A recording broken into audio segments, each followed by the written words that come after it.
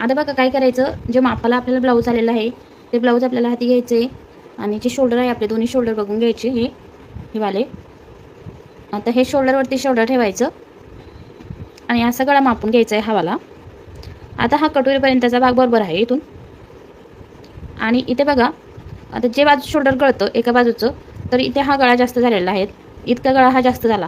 आता हे जे बटनची जी पट्टी आहे ती बनवताना बटनची पट्टी कुठे यायला पाहिजे, तर ही पट्टी इथं यायला पाहिजे अशी इतकी, तेव्हा हा गळा बरोबर आला असता. इथून आपण बटन लावतो तर तेव्हा हा गळा बरोबर आला असता, म्हणूनच एका बाजूचे शोल्डर उतरत. आता आपण असं ताणून धरलं बघा, असा गळा खेचला तरी आपले बरोबर शोल्डर एकमेकावरती येते. हे तर आपल्याला शिवते वेळेस काय करायचं, ही जी गळा मापून घ्यायचा आणि ही जी बटनची जी पट्टी आहे ती आपल्याला इतकी कमी करायची. ही तर तुम्ही जो मापाला तुमच्याकडे ब्लाऊज येईल तो मापून घ्यायचा आणि हा गळा बघून घ्यायचा आहे की आपला हा गळा बरोबर आहे का, कस्टमरला विचारून घ्यायचं आहे.